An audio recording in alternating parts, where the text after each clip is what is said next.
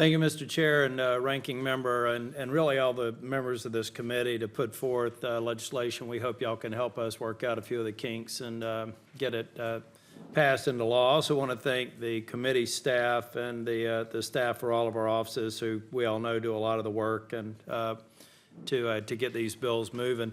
I'll be fairly brief on the, and I think all y'all were present during my earlier comments. One thing I'm really counting on y'all to help us with or identify good ideas.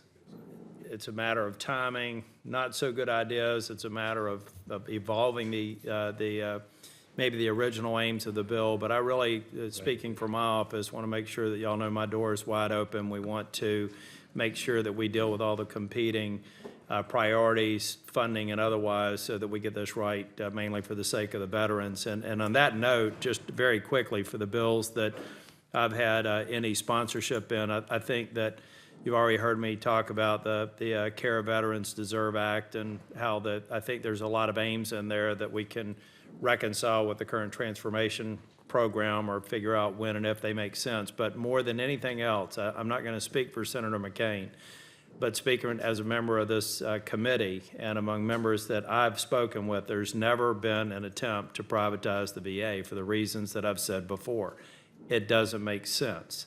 There's a great setting. If you've done as I have, gone to all your VA hospitals, all your health care centers, all the places where care is provided to veterans, when veterans come together in a group, there's a value to that even goes beyond the medical treatment that they receive in this facility, oftentimes from a person who was a veteran themselves. So if you have any other outside of what you've documented in your written testimony, I'd be happy to hear it. But I do appreciate the fact that I think most of the bills that we're working on, y'all generally support. We need to work on appropriations and those sorts of things. Mr. Ensminger, I thank you for being here. I was a minute late into your testimony. Apparently, I missed the best part. But no, in all seriousness, I know this is deeply personal to you. This is something that Senator Burr's been working on for quite some time. My predecessor worked on it. I actually think this is an instance where the ATSDR, it makes sense to really put the onus back on the VA. If they want to provide science or evidence-based counters to the ATSDR's decisions, that's okay, but I really think in this case that we should bias our decisions to go along with their recommendations.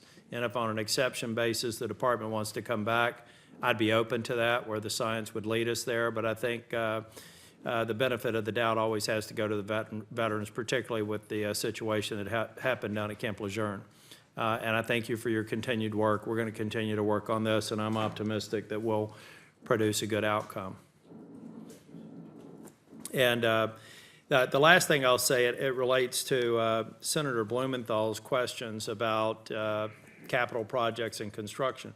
There's a lot of things that are working well now when we use contemporary models for building facilities. Since I've been senator, these were decisions made before I was elected, but the outcome has been 3 new healthcare centers in North Carolina, increasing capacity that came online over the last 15 or 16 months by 1 million square feet in 3 different facilities in Fayetteville, Kernersville, and Charlotte. I'm very proud of that. These are projects that are coming in on time.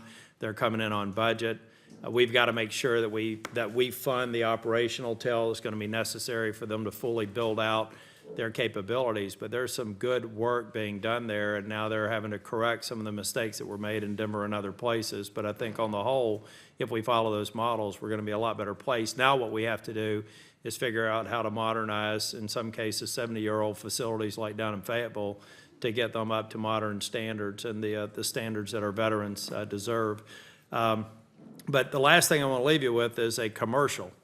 And this is not a political commercial, Mr. Chair. Our caseload down in North Carolina, we have a couple of dozen people that work on cases. We have opened and closed literally thousands of veterans cases in the 15 months that I have been in the Senate.